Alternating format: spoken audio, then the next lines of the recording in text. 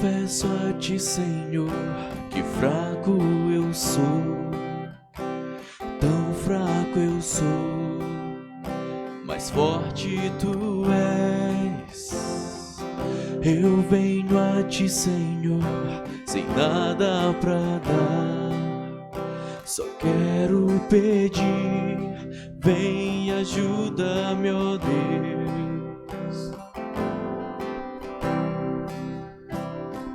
Confesso a ti, Senhor, que fraco eu sou, tão fraco eu sou, mas forte tu és. Eu venho a ti, Senhor, sem nada pra dar, só quero pedir, vem ajuda-me, ó Deus.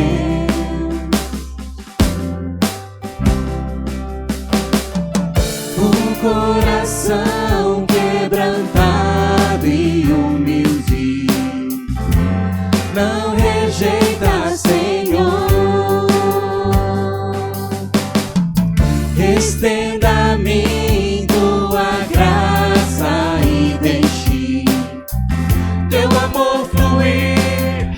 Por misericórdia nós clamamos, a chover perdão e graça sobre mim, perdão e graça, e lava-me, Senhor, pois hoje eu preciso do teu amor. A chover perdão e graça sobre mim, perdão e graça, e lava-me, Senhor, pois hoje eu preciso do teu amor.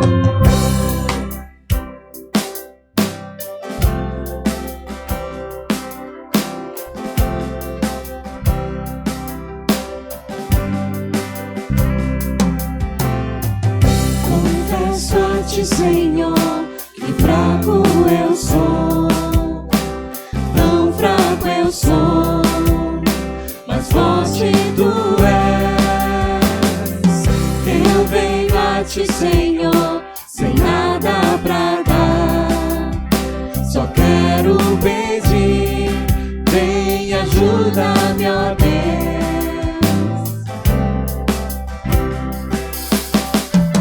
Um coração quebrantado e humilde não rejeita, Senhor. Estenda a mim tua graça e deixe teu amor fluir. Por misericórdia nós clamamos, vai chover perdão e graça sobre mim, perdão e graça, e lava-me, Senhor, pois hoje eu preciso do teu amor. Vai chover perdão e graça sobre mim, perdão e graça, e lava-me, Senhor, pois hoje eu preciso do teu amor.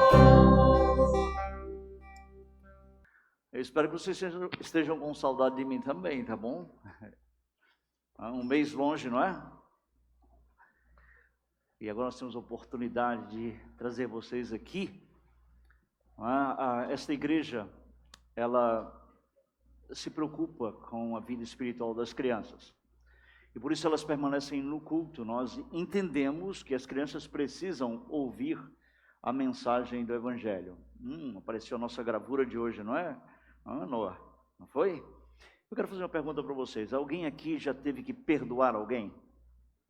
Já? Quem aqui teve que perdoar alguém? Foi fácil perdoar? Não, né? Para você foi? Então continue assim. A Anabelle disse que não foi. E de fato, é difícil perdoar. Alguém já teve que pedir perdão de alguém aqui? Já. É fácil pedir perdão? Para você também é, mas é fácil pedir perdão? Não, não é? Não é, Isabelle? Não é, Ana? É difícil para a gente, nós somos pecadores, não é? E hoje Jesus Cristo vai contar uma história justamente sobre isso, sobre perdão. O apóstolo Pedro, sabe aquele Pedro que perguntava demais? Tem alguém aqui que gosta de perguntar muito? Eu conheço uma mocinha que gosta de perguntar às vezes para mim, não é? As coisas. Eu conheço outra também, que às vezes chega comigo perguntando. Conheço um rapaz que sempre me procura perguntando alguma coisa. E Pedro era assim, ele gostava de perguntar. Sabia, Jesse? E graças a Deus porque Pedro gostava de perguntar, sabe? Porque as dúvidas de Pedro muitas vezes são as nossas dúvidas. Nós é que temos vergonha, não é? De perguntar, não é isso? Não é verdade? E aí muitas dúvidas nossas vão embora porque Pedro perguntou. Ele chegou com Jesus e disse: Senhor Jesus, quantas vezes eu tenho que perdoar meu irmão? Jesus respondeu para ele diretamente. Mas Jesus contou uma história para facilitar, tá? Para Pedro compreender o perdão, que não é fácil. Ele contou a história, e daqui a pouco nós vamos ouvir mais detalhes, de um rei, tá? Que chamou todos os seus, os homens que cobravam os impostos para prestar conta com ele. E havia um daqueles homens, tá? Que devia uma soma, eu vou dizer para vocês, impagável, que não se podia pagar. E o rei perdoou toda a dívida daquele homem. Mas aquele homem saiu da presença do rei, sabe o que ele fez? Ele encontrou um outro homem que estava devendo para ele. Sabe o que ele fez? Ele acabou de ser perdoado. Sabe o que ele fez? Ele agarrou o homem, enforcou o homem e disse: olha, tu vai ter que me pagar de qualquer jeito. Mais ou menos assim, seu caloteiro, sabe? Já pensou isso? Ele acabou de ser perdoado e a dívida que aquele homem tinha com ele era tão pequenina, sabe? E ele não queria perdoar aquele homem. A Bíblia diz que o rei ficou sabendo, e aí foi até aquele homem e disse para aquele homem que ele deveria ter perdoado, porque ele foi perdoado de uma dívida que ele não podia pagar. O rei mandou prender aquele homem, tá? E no final Jesus diz claramente a respeito do perdão. E nós temos que aprender a perdoar e também a pedir perdão. Porque uma marca do verdadeiro discípulo de Jesus Cristo, sabe qual é? Primeiro, reconhecer que recebeu um perdão que ele não podia, de uma dívida que ele não podia pagar. E a segunda marca que você é um verdadeiro discípulo de Jesus é que você está pronto para perdoar. Você quer saber quem é um discípulo de Jesus? É que quando ele chega alguém, pede perdão dele, arrependido, ele diz: eu te perdoo. Não importa quantas vezes. Vamos orar e pedir para o Senhor colocar isso no coração nosso, tá bom? Para que nós possamos aprender com ele, com Jesus, o perdão. O perdão, porque ele nos perdoou de uma dívida que eu e você, como pecadores, nós não podíamos pagar.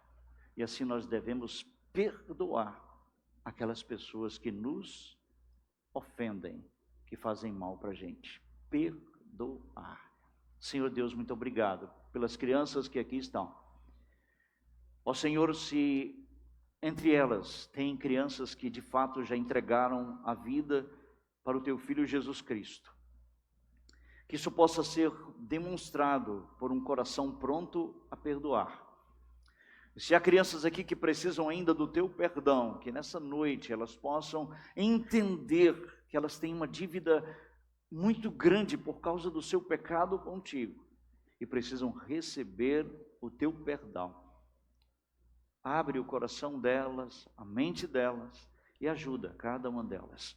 Eu oro por elas e trago elas aqui porque o Senhor mesmo disse que elas são crianças. E elas são bem-vindas na Tua presença. Que nós devemos deixar elas irem ao Senhor, não impedi-las, muito pelo contrário, ajudá-las a Te reconhecer como Senhor e Salvador pessoal delas. As abençoa, guarda e nos ajuda nesta noite, em nome de Jesus. Amém. Muito obrigado. Vamos lá, vamos ouvir agora essa história, tá bom? Na íntegra agora, tá bom? Totalmente? Ok. Muito bom. Irmãos e amigos, vamos abrir nossas Bíblias no Evangelho de Mateus, capítulo 18. Eu quero agradecer àqueles que nos visitam nesta noite. né? A irmã Janaína, quando eu viajei, ela perguntou: pastor, vai continuar aquela parte? Eu digo: eu não sei, não é? Eu não sei, eu sei que eu pretendo, quando voltar, continuar, não é? E, de fato, a gente pretende sempre trazer os pequeninos e procurar, assim, ser com eles, explicando as verdades bíblicas para eles. Eu quero dizer para você, eles compreendem, Deus abre o coração deles, Deus revela a eles a verdade da Escritura, ok? Assim como revelou a muitos dos que estão aqui na infância, ok? Muito bem, vamos ler o texto então de hoje, que é justamente Mateus capítulo 18, versículos de número 21 até o versículo de número 35, tá? Essa porção da Escritura que nós vamos estudar nesta noite. E nós temos que, de fato, fazer daquele louvor último uma oração, que Deus possa fazer chover perdão e graça nos nossos corações. Diz o texto assim: então Pedro, aproximando-se, perguntou a Jesus: Senhor, até quantas vezes meu irmão pecar contra mim, que eu lhe perdoe? Até 7 vezes? Jesus respondeu: não digo a você que perdoe até 7 vezes, mas até 70 vezes 7. Por isso, o reino dos céus é semelhante a um rei que resolveu ajustar contas com os seus servos. E passando a fazê-lo, trouxeram-lhe um que lhe devia 10.000 talentos. Não tendo ele, porém, com que pagar, o senhor desse servo ordenou que fosse vendido ele, a mulher, os filhos e tudo o que possuía, e que assim a dívida fosse paga. Então o servo, caindo aos pés dele, implorava: tenha paciência comigo e pagarei tudo ao Senhor. E o senhor daquele servo, compadecendo-se, mandou-o embora. Veja, e perdoou-lhe a dívida. Saindo, porém, aquele servo, encontrou um dos seus conservos, que lhe devia 100 denários. Agarrando-o, começou a sufocá-lo, dizendo: pague-me o que você me deve. Então o seu conservo, caindo aos pés dele, pedia: tenha paciência comigo e pagarei tudo a você. Ele, porém, não quis, pelo contrário, foi e o lançou na prisão, até que saldasse a dívida. Vendo os seus companheiros o que havia acontecido, ficaram muito tristes e foram relatar ao seu senhor tudo o que havia acontecido. Então o senhor, chamando aquele servo, lhe disse: servo malvado, eu lhe perdoei aquela dívida toda porque você me implorou. Será que você também não devia ter compaixão do seu conservo, assim como eu tive compaixão de você? E indignando-se, o Senhor o entregou aquele servo aos carrascos, até que pagasse toda a dívida. Assim também o meu Pai, que está no céu, fará com vocês, se do íntimo não perdoarem cada um a seu irmão. Que o Senhor aplique a sua palavra, essa leitura aos nossos corações, e nós estejamos dispostos a ouvir nessa noite a mensagem que o Senhor tem para mim e para você. Porque hoje à noite nós estamos retornando à nossa série de estudos no Evangelho de Mateus, que é o Evangelho do Rei, é o Evangelho do Reino. E hoje nós chegamos aqui, não é? Nesta noite, nestes versículos, tá? Que estão justamente no capítulo 18, um texto comumente conhecido como o 4º sermão de Jesus Cristo no Evangelho de Mateus, ou o sermão eclesiástico. Por quê? Porque esse texto faz menção da palavra igreja por 2 vezes. E por abordar também esse capítulo, aspectos importantes do relacionamento cristão. Esse capítulo aqui é um capítulo eclesiástico, é o 4º sermão de Jesus Cristo no Evangelho de Mateus, comumente conhecido como o sermão eclesiástico, não só por mencionar a palavra igreja, mas por tratar de relacionamentos, e relacionamentos, não é? Entre os cristãos, entre os súditos do reino do Senhor.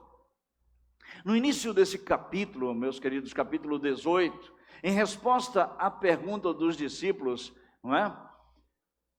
Que queriam ser grandes, não é? No reino, Jesus diz para eles: olha, primeiro é necessário ser pequeno. Quem quer ser grande tem que ser o quê?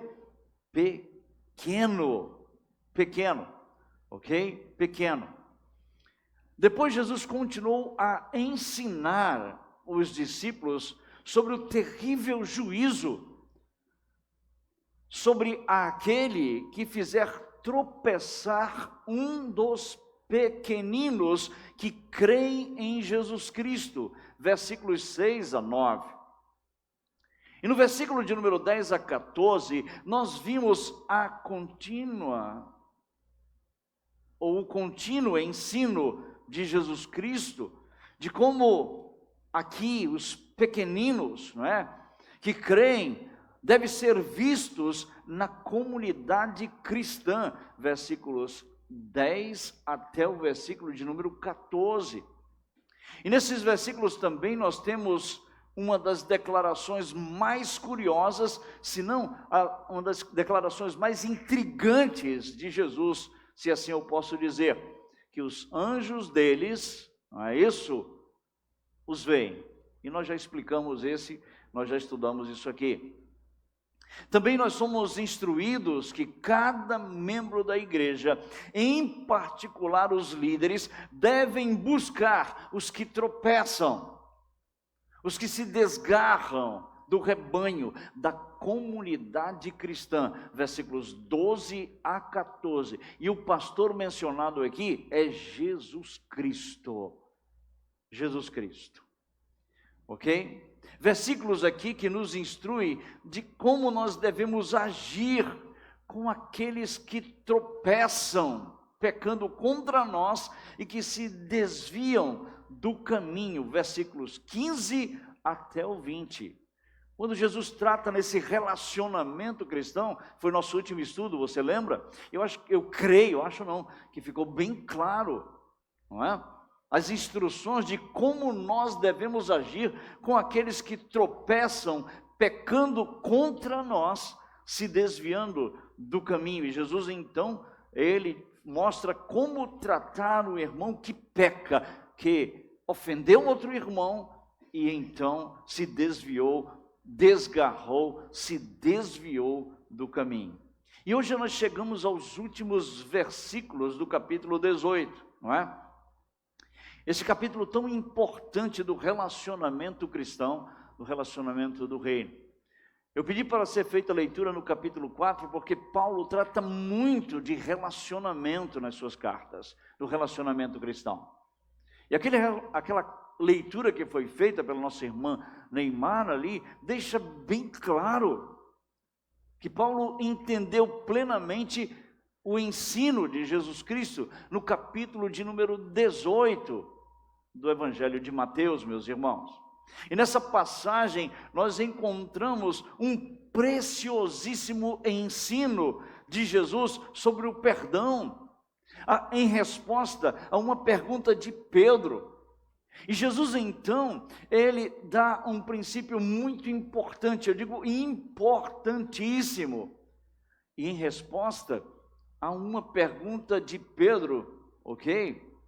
Uma pergunta do apóstolo Pedro. E ali Jesus, ele nos exorta a perdoarmos nossos irmãos, refletindo o caráter de Deus, ilustrando isso com um ensino através de uma parábola, a parábola do credor, não é? Incompassivo. Meus queridos, concluindo assim, não é? Todo o relacionamento que deve existir entre nós, Irmãos e irmãs em Cristo. Nessa passagem nós vamos considerar, primeiro, a pergunta de Pedro sobre o perdão e depois o ensino de Jesus sobre o perdão. Nós vamos considerar o encorajamento, e a advertência que o ensino de Jesus nesta parábola traz para a vida e para a comunidade cristã. Essa parábola traz o encorajamento, mas também ela traz advertência para nós, ok? Para nós. Então nós vamos ao nosso texto numa divisão clara do texto. Primeiro, a pergunta de Pedro. Vamos a uma divisão que é tão clara, não é? Que está aqui diante de nós. Primeiro a pergunta de Pedro, versículo 21, o texto diz que Pedro aproxima-se de Jesus e pergunta. Ainda há pouco eu falei com as crianças, né? Ainda bem que Pedro era um homem que perguntava, não é? Sabe por quê? Que é maravilhoso isso? Como eu disse para elas, as dúvidas de Pedro são as nossas dúvidas. Só que nós sempre não queremos demonstrar, não é, essa fraqueza que nós não sabemos. Se pergunta alguma coisa de alguém, diz, não, eu sei. Vai falar alguma coisa com alguém, diz, eu sei, não é? Não sei é uma das frases mais difíceis do ser humano pronunciar. Sempre o homem sabe. E graças a Deus porque nós temos um discípulo que não sabia e perguntava. Quem mais aprende é quem pergunta, quem tira as suas dúvidas.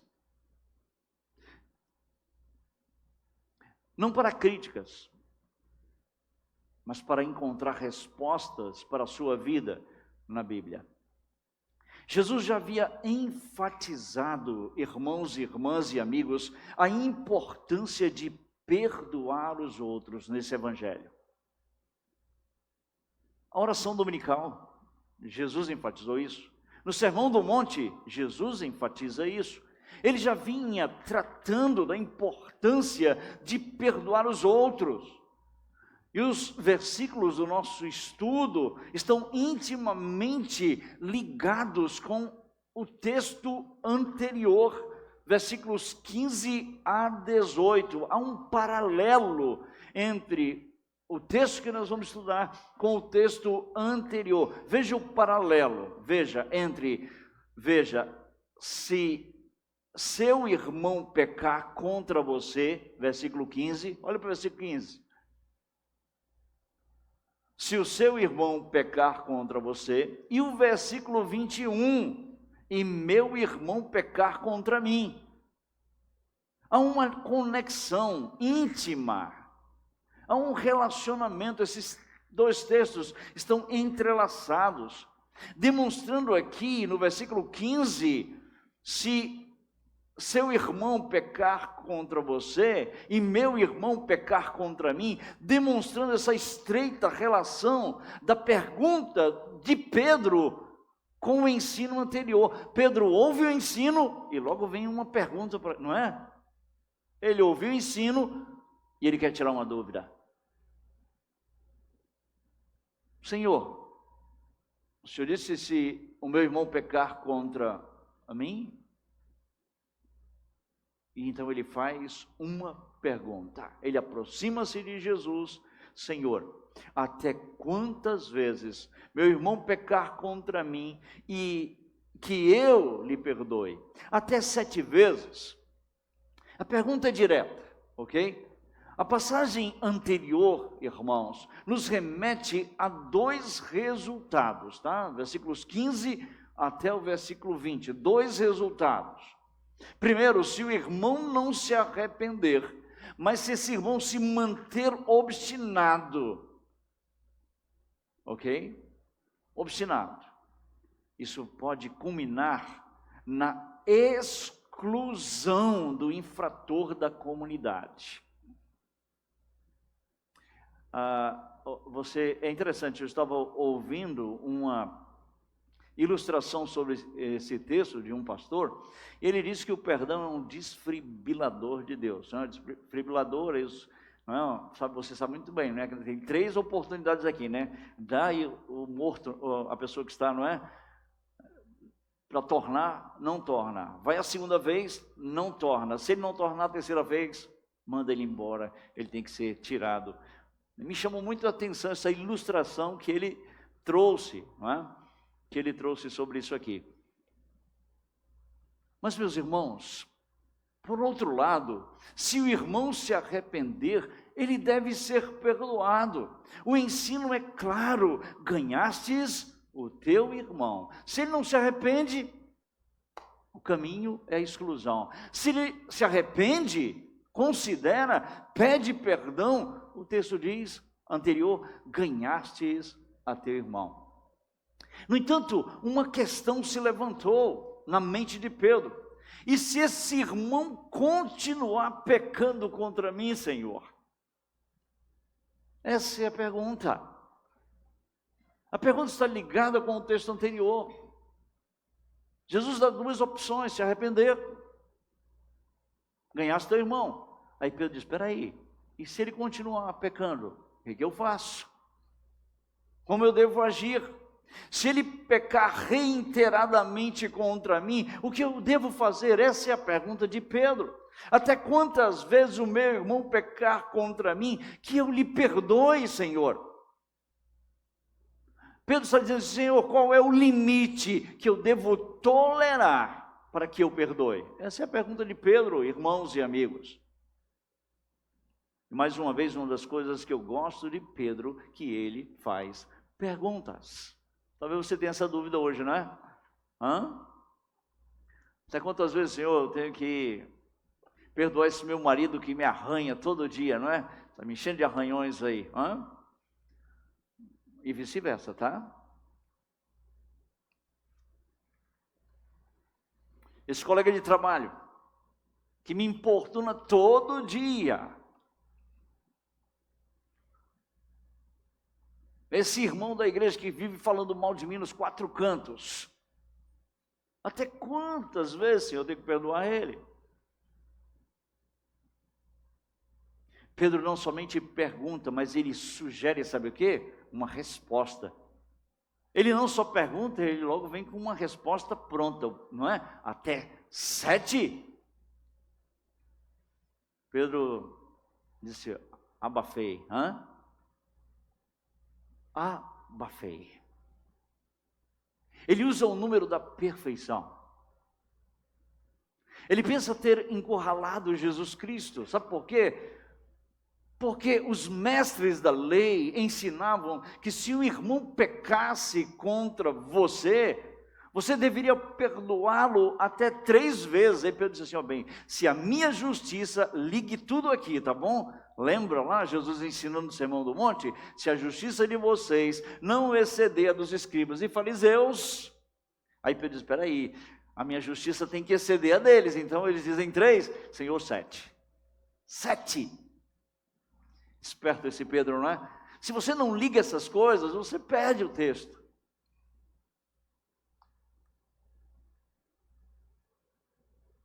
Jesus disse que a minha justiça tem que exceder a deles, então, peraí, 3, 7. 7, número da perfeição, Senhor, fui no máximo, né? Cheguei no patamar. Então, com base nisso, eu acredito que Pedro pensava que estava abafando ali. Pedro dobra o número, preste atenção, dos mestres e põe mais um de quebra. O Senhor não vai reclamar, porque eu dobrei e ainda dou mais um de quebra. Não é isso que acontece? Em relação aos mestres da lei. A segunda coisa do texto é a resposta de Jesus no versículo de número 22. Jesus respondeu: não digo a você que perdoe até 7 vezes, mas até 70 vezes 7. Jesus responde a Pedro primeiro com uma negativa. Interessante, né? Ele pensa que está abafando, Jesus já vem com uma negativa. Você pensa que está abafando, Pedro? Pensa. Não te digo, não digo a você. Já vem com uma negativa, não é? Tem um comercial, né? Tem alguma coisa assim, Tramontina, não tem? Foi isso mais ou menos que aconteceu. Foi mais ou menos isso que aconteceu. Jesus entra com uma resposta negativa, com o objetivo não de menosprezar Pedro, mas de corrigir Pedro.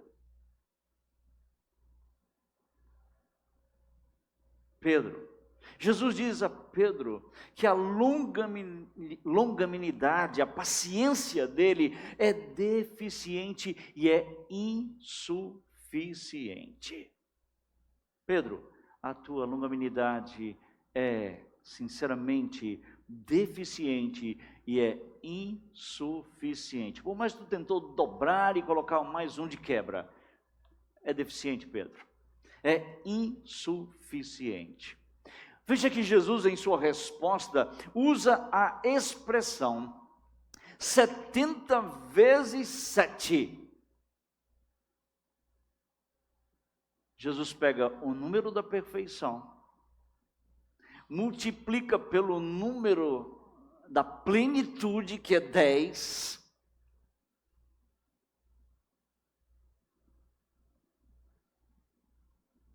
já fizeram a conta? 490, é? Jesus pega o número da perfeição, multiplica pelo número da plenitude, e Jesus, ao usar essa expressão, o Senhor, de forma direta, contrasta com a atitude de um personagem do Antigo Testamento.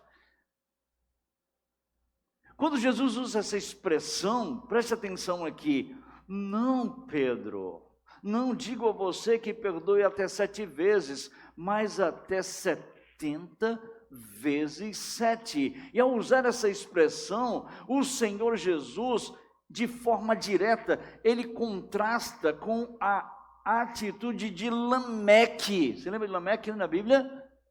Que prometia vingança de maneira indefinida.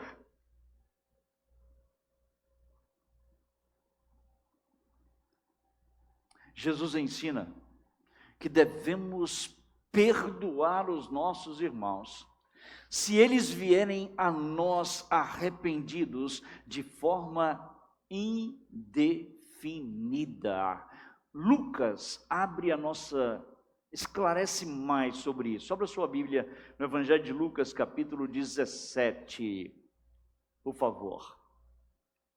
Versículo 3 e 4. Então Jesus ensina que devemos perdoar os nossos irmãos se eles vierem até nós arrependidos. Então nós devemos perdoá-los de forma indefinida. Olha como Lucas, ele esclarece mais o texto de Lucas. As palavras de Jesus, versículo 3, capítulo 17. Tenham cuidado, se o seu irmão pecar, repreenda-o. E se ele se arrepender, perdoe-lhe. Se pecar contra você 7 vezes num dia, e 7 vezes vier para lhe dizer, estou arrependido, perdoe-lhe. Então o Senhor Jesus Cristo está ensinando aqui que devemos perdoar os nossos irmãos, se eles vierem até nós arrependidos, de forma indefinida. E assim o Senhor, ele corrige Pedro ao ordenar perdão ilimitado. E aqui nesse texto ele diz, olha, ainda que ele venha 490 vezes num dia só, arrependido, perdoa ele. Presta atenção, essa palavra é muito importante, arrependido. Jesus não está dizendo, que nós devemos, literalmente, dizendo que devemos perdoar aqui, nesse número absoluto, meus queridos. Até porque não dá para andar com um caderninho, não é? Jesus está dizendo assim, olha, você anda com um caderninho, Fabelmar, e você vai anotando o Kevin, Pega o Kevin, você vai anotando, primeiro do dia, você deu um passo, segundo do dia, Kevin, terceiro, um checklist nele, né? Não é isso que Jesus está dizendo. Não dá para marcar esse registro, 490 vezes. O Kevin pecando contra mim? Não dá. Eu já moro há 20 anos aqui, trabalho aqui há 20 anos. O Kevin acho que não arranhou nem um pouquinho dessas coisas aí. E nem eu contra ele, eu espero, tá, Kevin? Também espero não ter pecado contra você, nem 10% disso. Nem 1%, a minha esperança. Mas eu peco. Não é verdade? Então Jesus nos ensina, sabe, a perdoar aqui de forma voluntária, de forma graciosa. É isso que Jesus está ensinando. Perdoe de forma voluntária, de forma graciosa. Quantas vezes o seu irmão pecar contra você e quantas vezes ele arrependido pedir perdão de você.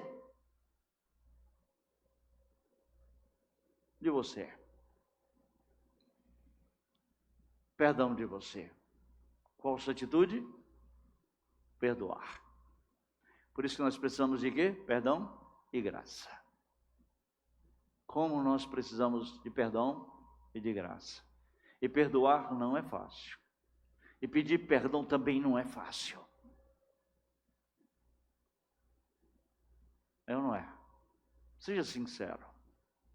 Não é contra a nossa natureza. A terceira coisa do texto vai dos versículos 23 a 35. A parábola de Jesus para ilustrar o seu ensino.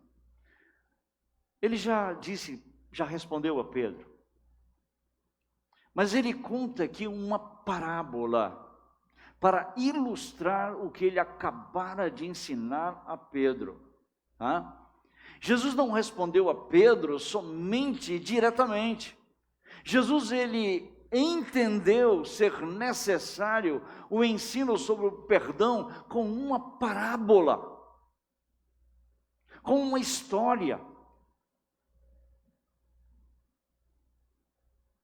Com uma história.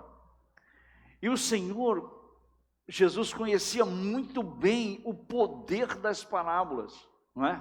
E o poder que as parábolas alcançam no seu ensino. É interessante que nós julgamos, não é, interpretar as parábolas e a gente começa a ler elas. A gente chega para julgar a parábola, né? Mas quando a gente chega no meio dela, essas parábolas estão nos julgando. É ou não é? E você deve se identificar com um desses personagens. Nós vamos julgar esta parábola agora, mas sabe, essa parábola vai nos julgar. Nós vamos estudar ela agora para julgá-la. Mas nós vamos descobrir que ela é quem vai nos julgar. Muitas vezes nós achamos que vamos interpretá-la, mas é ela que nos interpreta. É ela. E as parábolas nos fazem identificar-nos com um dos seus personagens. Mas tem um personagem aqui que nem eu nem você podemos nos identificar, que é o rei. O rei. Elas ensinam muito mais do que a resposta simples e direta que foi dada por Jesus Cristo. Vamos então à parábola nesse momento. As palavras por isso, veja, por isso, no início do versículo 23, mostra que a parábola, ela foi concebida para ilustrar a importância do perdão radical que Jesus ordenou na resposta dele. Por isso, nos ensina que esta parábola, ela foi concebida, ela surgiu para ilustrar a importância do perdão radical que Jesus acabara de ordenar a Pedro. O assunto da parábola é indicado logo no início, não é? Uma parábola que ensina para nós o aspecto ou os aspectos do reino de Deus. E mais especificamente, uma parábola no nosso texto, versículo de número 23, mais especificamente, uma parábola sobre o relacionamento dos cidadãos do reino, quanto à necessidade de perdoarmos uns aos outros mutuamente, o que é ensinado pelo apóstolo Paulo também em suas cartas. Uma parábola que está dividida em 3 atos, sabe? É como um teatro, ok? E nós temos 3 atos aqui, tá? 3 atos, claros diante de nós. O primeiro ato está entre os versículos 23 a 27. O segundo ato está entre os versículos 28 a 30. E o terceiro e último ato está entre os versículos 31 a 35. Eu dividi essa parábola também em 3 partes, 3 atos. E o rei, na parábola, representa claramente a Deus. Nem toda parábola nós podemos fazer isso. Por exemplo, a parábola do juiz iníquo, lá em Lucas. Nós não podemos atribuir a Deus aquela mulher que está batendo na porta do juiz a Deus, que Deus é o juiz, não, porque aquele juiz é o quê? Iníquo. Mas aqui é diferente, note o texto, veja, porque o rei da parábola representa claramente Deus. A narrativa confirma isso, e diz assim: o reino dos céus é semelhante, referindo-se primeiro ao governo de Deus. Reino dos céus é o governo de Deus. O rei humano da parábola é um tipo de Deus, como o rei divino. Divino. Jesus usa também nessa parábola, preste atenção, as palavras dívidas e devedores. Nós temos dívidas e devedores aqui, como metáforas para pecados e pecadores. E o primeiro ato da parábola, nós temos a narrativa de um rei, diz o texto: por isso o reino dos céus é semelhante a um rei que resolveu ajustar conta com os seus servos. Do versículo 23 até o versículo 27, é o primeiro ato desta parábola aqui, que nós temos diante de nós, ok? No qual um rei que tinha seus representantes que arrecadavam os impostos do reino, é isso que o texto está falando. Eram representantes do reino, do rei, que saíam arrecadando os impostos do reino, os recursos para o rei. E que numa determinada época do ano, eles eram chamados para prestar contas. Isso era muito comum naquela época. Os reis tinham representantes, saíam nas cidades para arrecadar os impostos, e no final do ano, eles tinham que prestar contas da arrecadação dos tributos para o rei. E o texto diz, a parábola, que no dia da prestação de contas, chegou até o rei um servo que lhe devia 10.000 denários. Vamos lá ao texto, tá bom?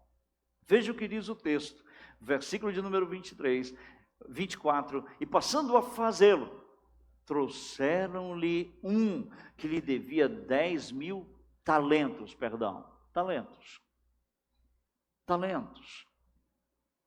É muito difícil nós determinarmos valores daquela época, tá? Para termos uma ideia de valores nos nossos dias, na moeda de hoje. É muito difícil nós fazermos isso.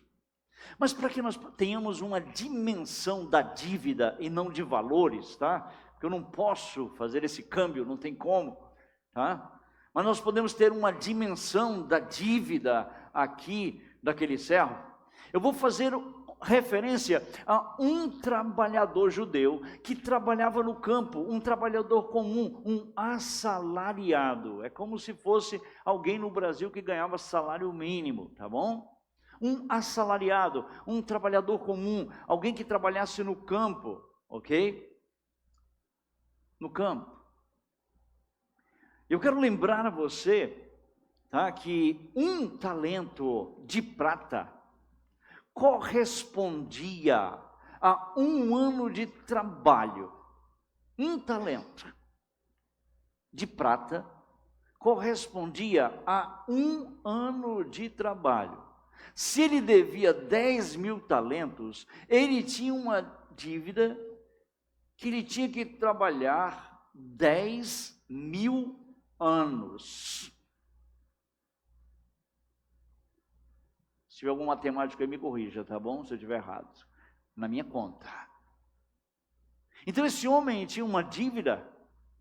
Se o talento ele era de prata, e ele era um assalariado judeu, ele tinha que trabalhar 10.000 anos. O que você acha dessa dívida? Ele tinha como pagar? Ele só tem uma vida. Mas se o talento aqui fosse de ouro, e eu acredito que era de ouro, se o talento fosse de ouro, era equivalente a 20 anos de trabalho. Um talento correspondia a 20 anos de trabalho, do salário mínimo do trabalhador comum. Então esse homem, ele devia 200.000 anos de trabalho. O que você acha? Por que Jesus dá essa ilustração?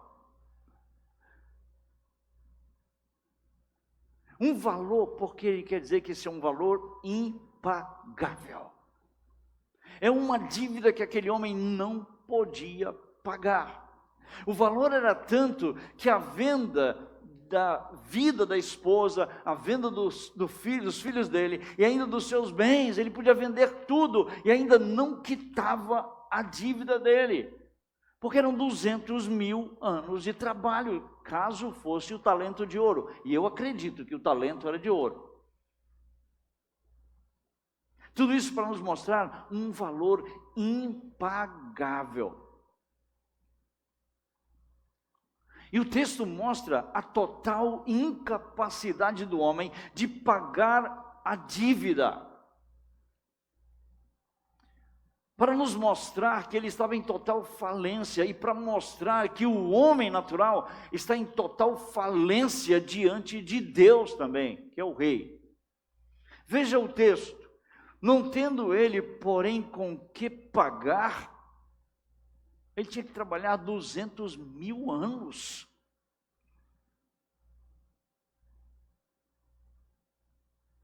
O senhor desse servo ordenou que fossem vendidos ele, a mulher, os filhos e tudo que possuía, e que assim a dívida fosse paga, mas não seria. Então o servo, ele entendeu, veja, o servo caindo aos pés dele, do rei, implorava: tenha paciência comigo e pagarei tudo ao Senhor. Ele reconhece a total, completa incapacidade dele de pagar a dívida. Isso retrata a total falência do homem diante de Deus, do pecador. Eu quero dizer para você, o homem tem uma dívida com Deus que ele não pode pagar, que ele não tem como pagar. As obras dele, as caridades dele, a benevolência dele não pode quitar essa dívida. Essa dívida não é monetária, essa dívida é moral. Moral. E o servo, ao ser chamado, note no texto, clamou por misericórdia e que o rei aguardasse que ele pagaria. Como? Além de uma dívida que ele não podia pagar, ele é mentiroso. É ou não é? Assim é o homem, sabe? Tem uma dívida com Deus e tenta pagar com a religião, com boas ações, com caridade, com benevolência. É ou não é?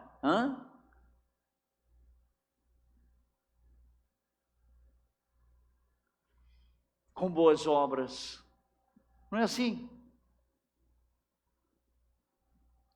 Mas veja o versículo 23, está uma reviravolta. Para nossa surpresa, no versículo 26, a história tem uma reviravolta. O rei, que de maneira graciosa perdoou a dívida incalculável, impagável, e libertou o devedor. Olha o versículo 27, e o senhor daquele servo, o rei daquele servo, compadecendo-se, mandou e libertou ele, quitou a dívida. De maneira graciosa, perdoou a dívida incalculável, libertou o devedor. Não só quitou, mas ele fez o quê? Libertou, deixou ele livre. Pode ir. Pode ir. No segundo ato, que começa no versículo 28, ok? E que vai até o versículo de número 30, o segundo ato, imediatamente, no versículo 28, Jesus acrescenta outra reviravolta. Acaba de acontecer uma reviravolta, Jesus traz uma outra reviravolta, versículo 28, preste atenção no texto comigo, leia. Diz assim: saindo, porém, aquele servo, encontrou um dos seus conservos, que lhe devia 100 denários, agora é denários, 100 denários. Agarrando-o, começou a sufocá-lo, dizendo: pague-me o que você me deve. Veja que, logo no início do versículo 28, Jesus acrescenta essa reviravolta. O homem mal saiu da presença do rei, perdoado, liberto, ele encontrou um servo menor, um companheiro dele, um outro conservo, um conservo dele, possivelmente um subordinado dele, que lhe devia 100 denários. Em relação à dívida daquele homem, isso aqui é um valor irrisório, tá? Em relação à dívida daquele homem. E esse homem está determinado a exigir o pagamento imediato e integral da dívida do seu devedor. É o que indica, não é isso? Ele quer receber, nem que seja pelo meio de quê? Da violência. Ele agarra o homem. Ele está disposto a receber aquele pagamento de maneira imediata e integral. Aquela dívida deve ser paga, e é o que tudo indica, ele está disposto a receber até por meio da violência. O texto é bem enfático conosco, versículo 28, ele agarra e sufoca. Sufoca. Ele usa a tática dos agiotas, né? É ou não é? Agiotas. O homem que havia sido perdoado não estava disposto a estender aos outros o mesmo perdão que imerecidamente recebeu. Ele não estava disposto a estender o perdão que de maneira imerecida ele recebeu. 100 denários era uma ninharia em relação à dívida da qual ele foi perdoado. Uma ninharia, meus queridos. 4 meses de trabalho de um trabalhador comum. 4 meses. Se aquele homem trabalhasse 4 meses, ele pagaria a dívida dele. Uma ninharia. Eu sei que, né, mesmo aquele que no nosso país ganha um salário mínimo, 4 meses de salário, né, meu irmão? Não é de se jogar fora, não é? Então veja aqui o apelo do conservo deveria ter evocado, não é? Note aqui, versículo de número 29. Então o seu conservo, caindo aos pés dele, pedia: tenha paciência comigo e pagarei tudo a você. E ele não estava mentindo, não. Bastava ele trabalhar 4 meses para aquele homem. Dívidas muitas vezes nessa cultura era pago com trabalho.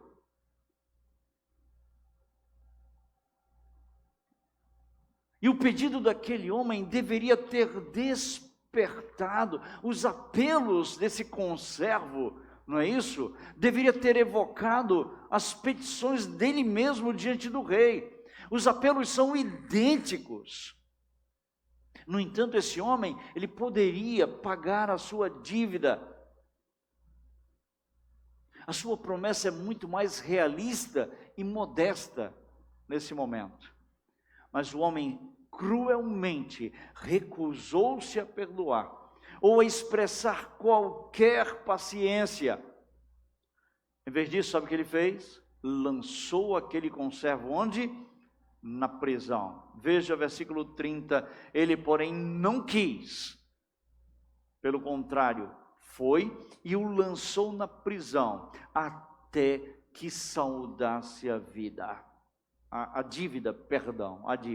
A finalidade da prisão aqui, irmãos, era de compelir os familiares desse homem, não é? E seus amigos, para pagar a dívida.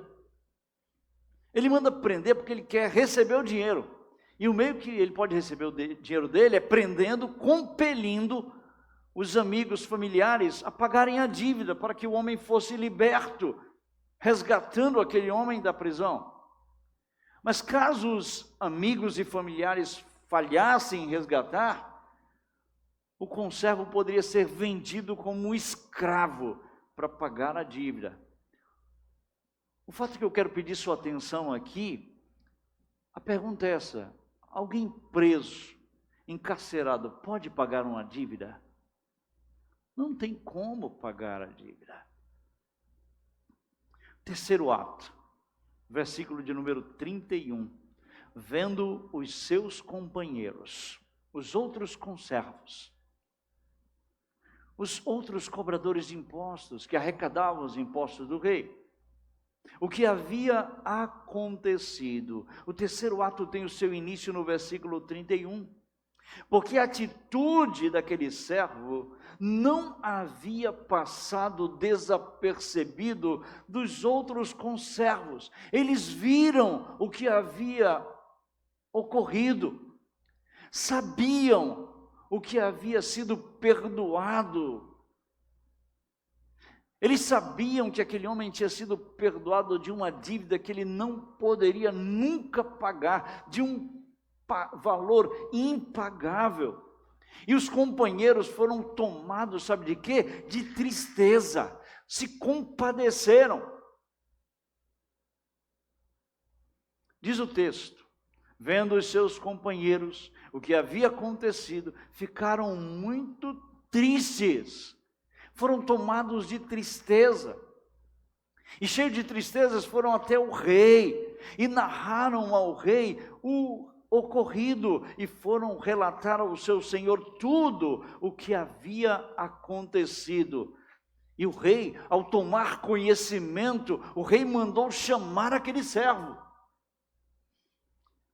e lembrou da vasta misericórdia que o rei havia demonstrado para com aquele servo. Veja o versículo de número 32. Então, o Senhor, ou o rei, chamando aquele servo, lhe disse: servo malvado, eu lhe perdoei aquela dívida toda, porque você me implorou. Ao tomar conhecimento, o rei mandou chamar aquele servo e lembrou da vasta misericórdia que o rei havia demonstrado para ele.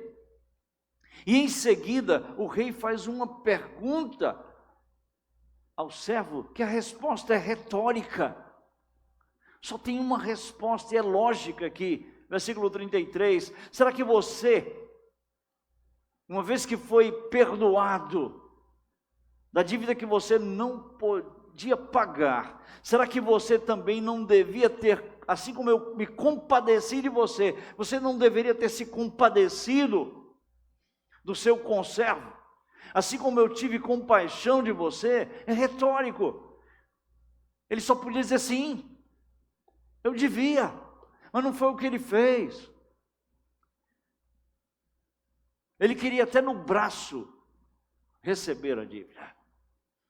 Até pressionou os familiares, prendendo o homem. E no versículo 34, preste atenção, porque o versículo 34 mostra que o rei que foi misericordioso, o rei agora fica indignado.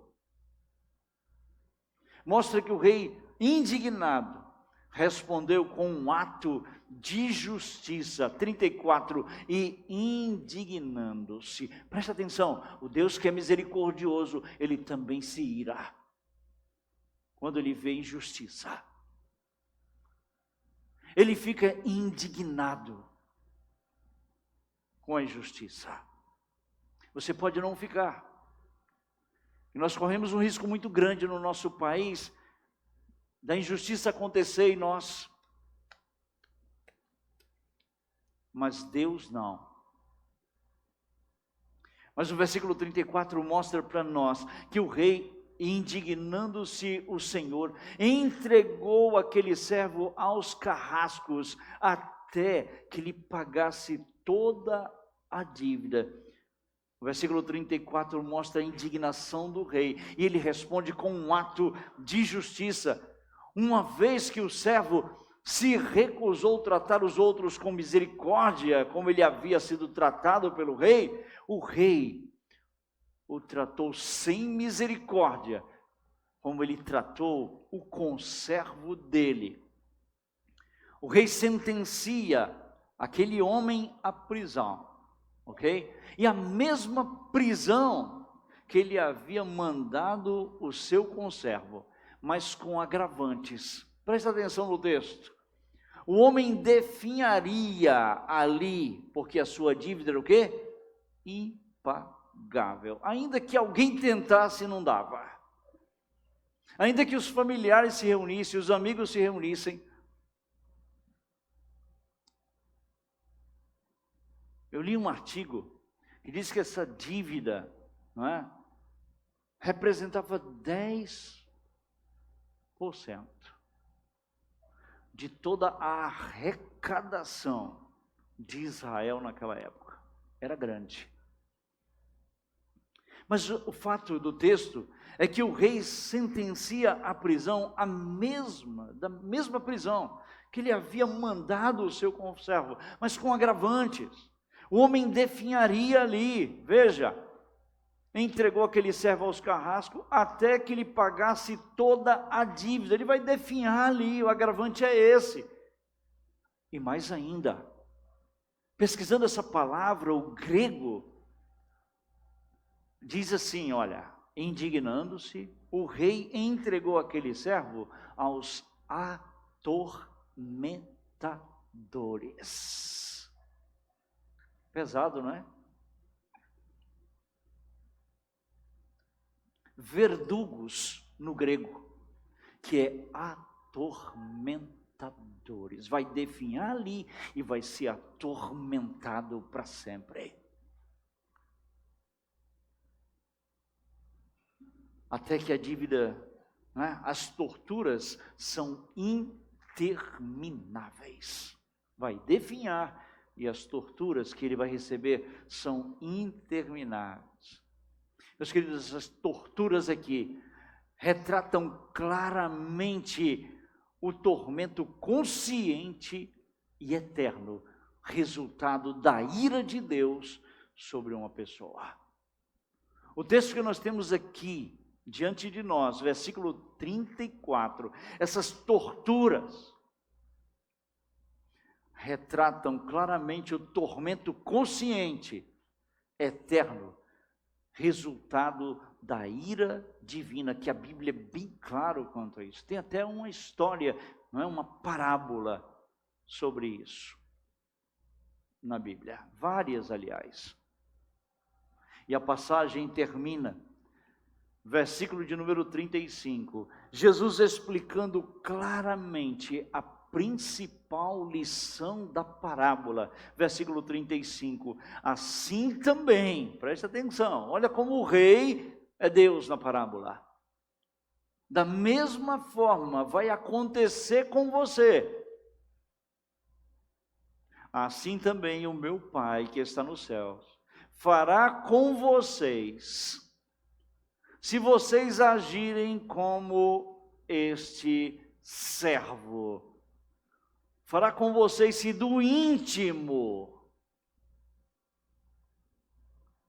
não perdoarem cada um a seu irmão. Já fez com crianças aquele tipo de coisa? Dá a mão para o outro aí. Não é esse tipo de perdão não, tá?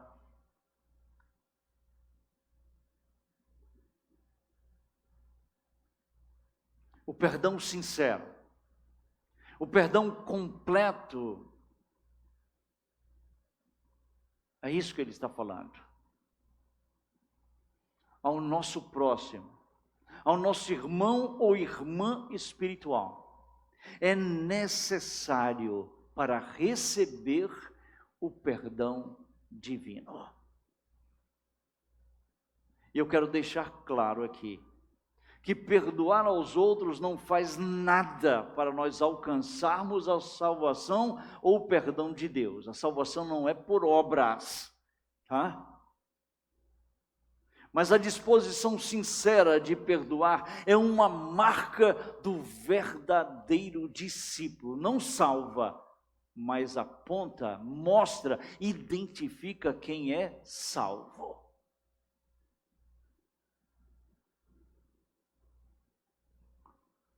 Identifica aquele que nasceu de novo, identifica aquele que entende a dívida que tinha e que foi perdoado.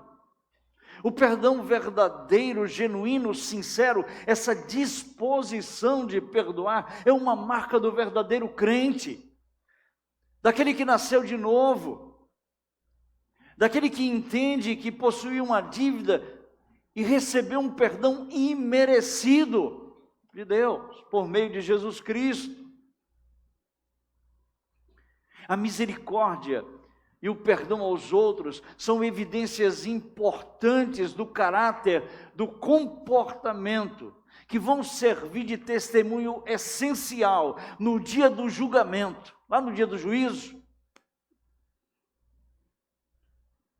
de que alguém é verdadeiramente um discípulo de Jesus Cristo. Eu quero agora trazer algumas lições sobre o perdão desse texto. Eu quero fazer uma aplicação trazendo lições. E a primeira lição é que não há limites para perdoarmos. A primeira lição do texto é essa: não há limites para perdoarmos. Versículos 21 e 22. Pedro queria limitar o perdão. Senhor 7, ele queria limitar o perdão. Mas Jesus pega o número da perfeição e multiplica pelo número da abundância, pelo número da plenitude. E diz para Pedro: Pedro, não há limites para perdoarmos. É a primeira lição desse texto. Você é um crente? Você é um discípulo de Jesus? Perdoe, porque não há limites para o perdão. Portanto, se alguém te ofendeu e chegou arrependido pedindo perdão, perdoe.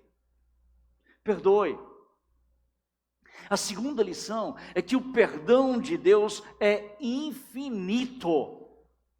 Se o nosso perdão, se não há limites para perdoarmos, o perdão de Deus é infinito. Essa é a lição desse texto também, para nos mostrar que o perdão de Deus é infinito. O rei da parábola é Deus, e nós temos uma dívida incalculável com Ele, e Ele nos perdoa por meio do seu Filho Jesus Cristo.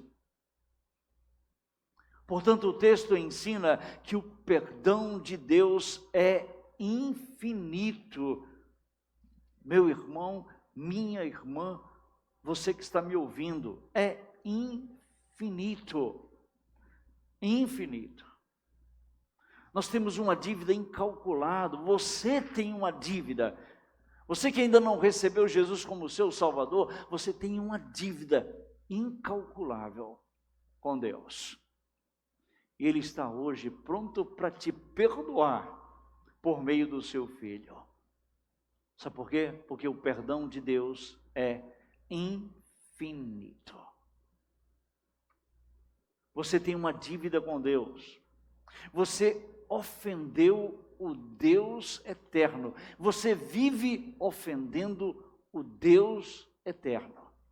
E você não tem como pagar essa dívida.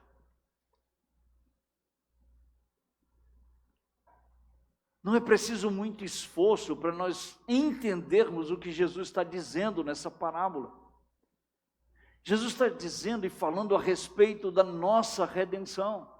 Essa parábola diz respeito à nossa dívida, diz respeito aos nossos pecados, diz respeito à graça com a qual nós fomos alcançados por Deus.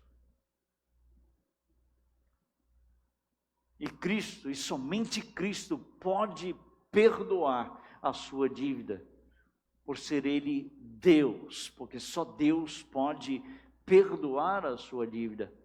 E só Cristo pode pagar a sua dívida, porque por Ele ser homem, só Ele, como homem, pode pagar a sua dívida.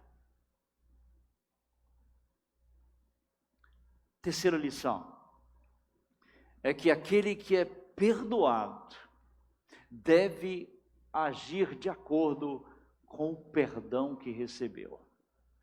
Aquele que foi perdoado, aquele que é perdoado por Deus, deve agir de acordo com o perdão que recebeu. Eu quero dizer para você que perdão não é um sentimento. Perdão é uma escolha. Perdão é uma decisão. Olhe para a cruz de Cristo. Ele escolheu te perdoar. Ele decidiu te perdoar. Olhe para a cruz de Cristo e perdoe. Porque perdão não é sentimento. Perdão é uma escolha. Perdão é uma decisão. Por isso eu convido você a olhar para a cruz de Cristo. Perdoe. E finalizando, eu quero ainda dizer a você algumas coisas. Primeiro, o perdão de Deus te livra da condenação eterna. O perdão de Deus te livra, você meu amigo que está aqui hoje à noite, que ainda não tem o perdão de Deus. Ele te livra da condenação eterna. E o seu perdão sincero ao próximo te livra da prisão da mágoa, do ressentimento.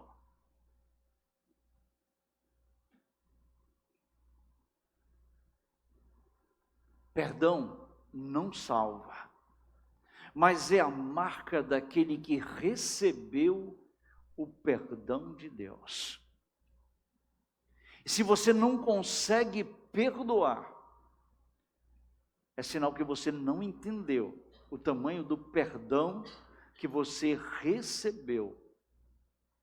E digo mais ainda, cuidado, que pode ser um sinal de que você ainda não recebeu o perdão de Deus. Olha o versículo de número 35. Assim também, o meu Pai que está nos céus fará com você, se do íntimo não perdoarem cada um a seu irmão. Perdão não salva. Repito novamente, mas é a marca daquele que recebeu o perdão de Deus. E se você está aqui hoje à noite e você não consegue perdoar alguém, se você está hoje à noite aqui e você guarda mágoa e ressentimentos de alguém, você não consegue perdoar alguém, é sinal que você não entendeu o tamanho do perdão que você recebeu. Ou então, é um sinal de que você ainda não recebeu o perdão de Deus. E essa inconsequência vai ser penalizada. Versículo 34. indignando-se, o Senhor entregou aquele servo e vai entregar todo aquele que não perdoa aos atormentadores. Essa é a palavra grega, eu não posso usar uma palavra mais fraca nesse momento. Meus queridos, em 1 João capítulo 1, verso 9, diz: se confessarmos os nossos pecados, Ele é fiel e justo para nos perdoar os pecados e nos purificar de toda injustiça. E nessa noite eu queria que você orasse. Se você precisa de perdão nessa noite, vá a Jesus Cristo. A sua dívida é grande, é impagável, mas eu convido você hoje à noite, que precisa de perdão, a ir a Jesus Cristo, a Ele, porque o perdão de Deus é infinito. E Ele disse: vinde a mim, todos que estáis cansados e sobrecarregados, e eu vos aliviarei. Ore nessa noite, confesse seus pecados. Se confessarmos os nossos pecados, Ele é fiel e justo para nos perdoar pecados. Você precisa de perdão? Vá a Jesus, confesse a Ele. E se você está hoje à noite aqui e é crente, e você precisa liberar perdão, clame agora mesmo pela graça de Deus sobre a sua vida. Se você é um crente e não consegue liberar perdão, você engole atravessado, sabe aquele irmão? Eu quero dizer para você, clame pela graça de Deus sobre a sua vida. Perdoe. Entenda o perdão de Deus nessa noite. Se você não estiver disposto a perdoar, é um sinal que você não é um discípulo do Senhor. Se você quer continuar carregando essa mágoa, esse rancor, vai ter consequências. Mas hoje o Senhor quer que você seja perdoado e quer que você libere perdão. Ore ao Senhor nesse momento, crentes e não crentes. Mesmo você que não tem, sinceramente, nada contra ninguém, ore para que aquele que possa estar aqui hoje à noite, que guarda, que Deus possa liberar perdão nessa noite aqui. Perdão para aqueles que não foram perdoados ainda. E perdão para aqueles que não conseguem e precisam liberar perdão. Clame pela graça de Deus sobre a sua vida.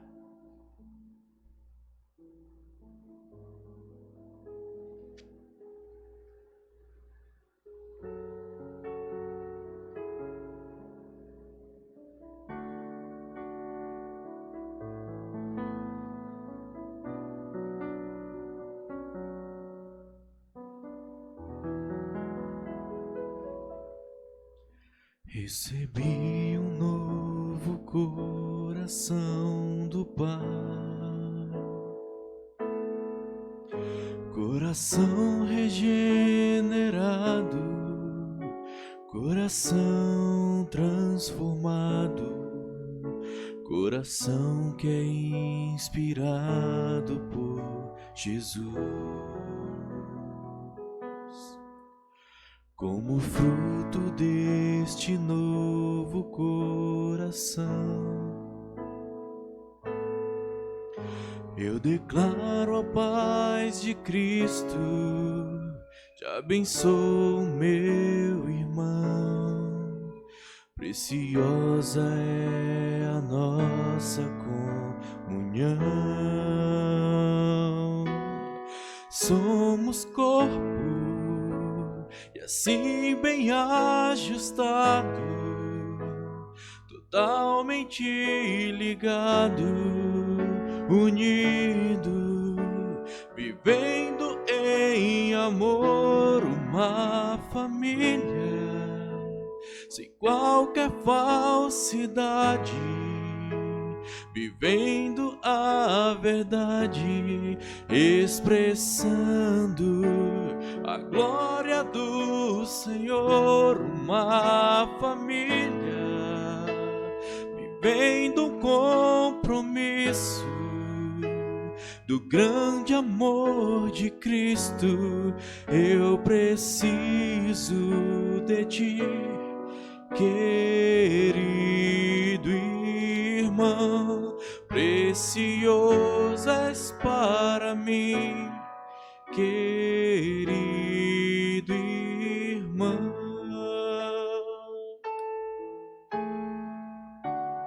Senhor Deus, a nossa natureza resiste.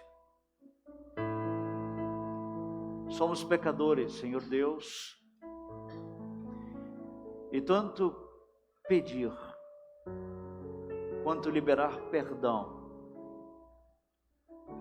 vai na contramão da nossa natureza. E nesse momento eu quero pedir ao Senhor que aqueles que precisam do teu perdão não deixem para amanhã, Senhor, o que pode ser feito hoje. Possam confessar seus pecados ao teu Filho Jesus Cristo, receber o perdão dessa dívida que os nossos amigos que estão aqui hoje à noite não podem pagar, mas Jesus foi à cruz, foi ao Calvário e pagou toda a dívida.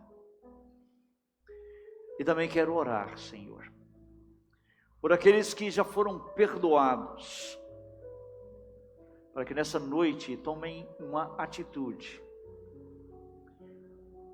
e possam procurar liberar perdão e que possam também pedir perdão, possam procurar ainda hoje mesmo e não deixar que esta mensagem caia no esquecimento, que o Senhor falou com eles. Obrigado, Senhor Deus, por essa noite. Abençoa-nos como família do Senhor. Obrigado por este capítulo que nós encerramos hoje, que fala de relacionamentos. Restaura os relacionamentos. Trabalha nos nossos relacionamentos. Que haja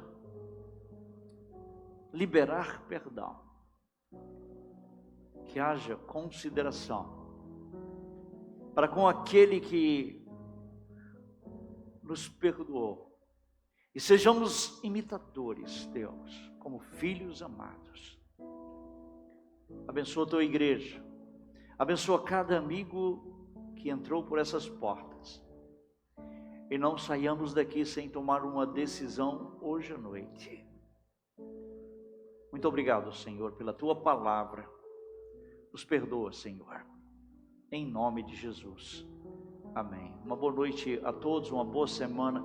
Se alguém deseja falar comigo, eu estou aqui à frente, vou ficar sentado aqui e pronto para conversar com você e tirar qualquer dúvida, se assim for possível, dentro das Escrituras Sagradas. Deus abençoe, fiquem na paz de Cristo, uma boa semana a todos.